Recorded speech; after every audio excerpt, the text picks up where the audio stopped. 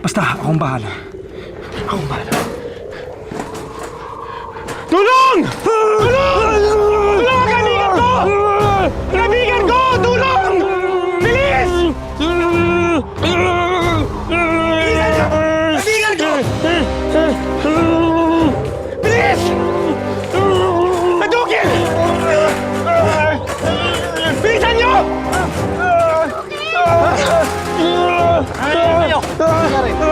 Hadouken!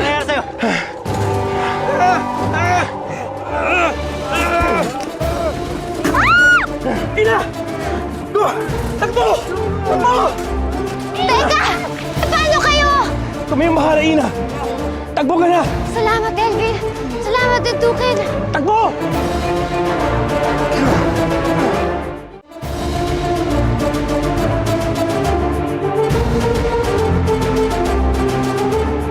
Hoy! Ano nangyayari dyan? Pasukin niyo! Tawin niyo! Nutin! Lalaban pa! Luwas ka dyan! Ha? Kayo na. Talagang napaka-importante sa'yo ng babaeng yun, anak. Okay lang ba na siya nakatakas kayo? Hindi. Kung sa bagay, maibebenta ko kayo ng lahat. Doble sa 10,000 pesetas ko kayo maibebenta! Ha!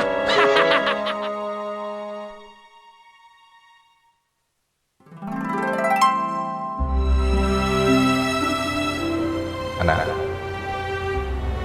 bangon na. Tay?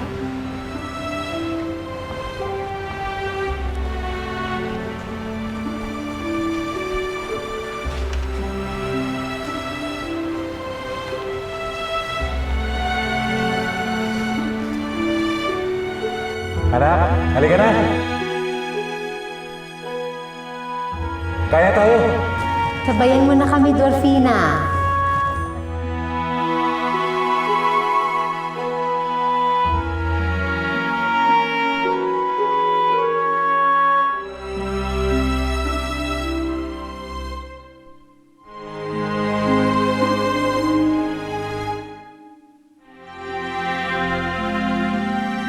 Halika na, sumabay ka na sa amin.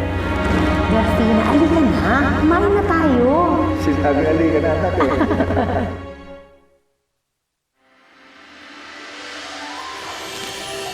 Kapwa ko silang mga magulang.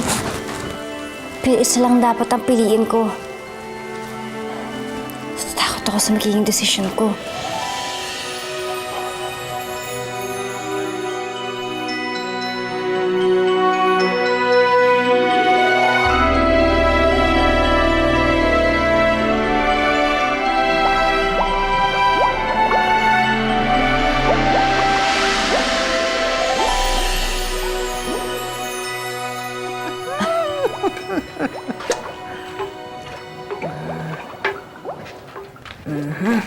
Nag-iisa ka lang. Nahuli kasi sila na mga humahabol sa amin. Ako lang nakatakas. Minsan, kailangan nating magsakripisyo bago natin makuha ang mga bagay na ating inaasam. Alam ko yan.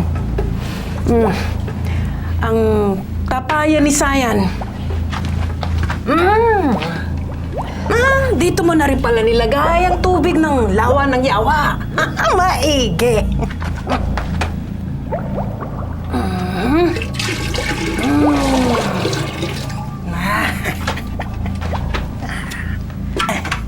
Ang bunga ng puno ng adaneba.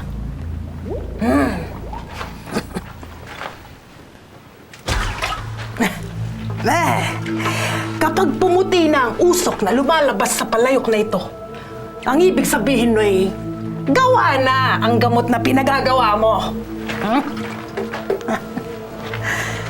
Nakapag-desisyon ka na ba kung sinong bibigyan mo ng gamot? Hanggang ngayon po, hindi ko po alam kung anong gagawin ko. Lumapit ka dito. At marahil ay matutulungan kitang magdesisyon. Ano pang gagawin niyo? Ipapakita ko ang sitwasyon ng iyong ama. At pati na rin ni Reyna Abellana. At kapag kapag nakita mo na ang kalagayan ng iyong mga magulang, marahil ay makakapagdesisyon ka na kung sino ang pipiliin mo.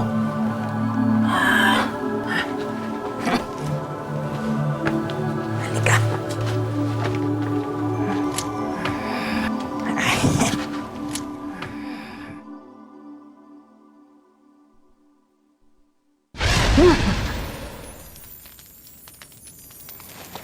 Nagbunga na ang pagmamatiyag natin kay Ina. May naisip akong paraan para hindi na siya magbalik sa punso. Una kong ipapakita sa'yo ang sitwasyon ng iyong ama.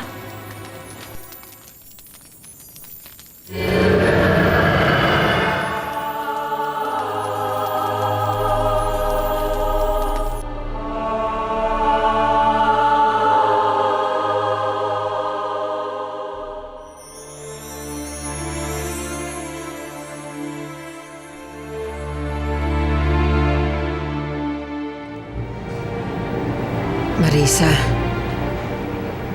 tanggapin na natin ang katotohanan. Comatose na si Cardo, hindi na siya gigising. At anong gusto niyong gawin ko?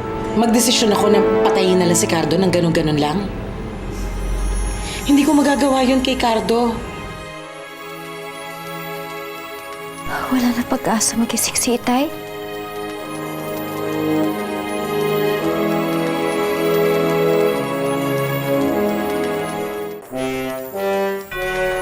Hindi ka na dapat nagbalik pa dito, Ina.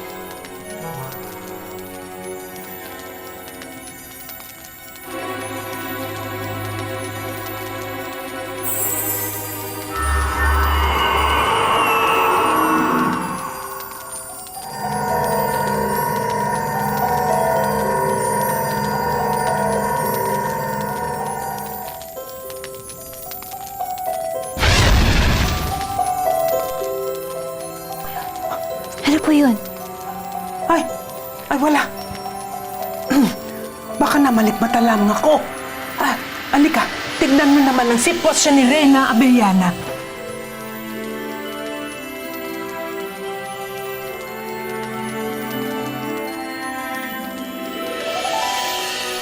Maayos ang kalagayan ni Reyna Abellana. At masaya sila sa kaharian. Walang gulo? Bakit ganun?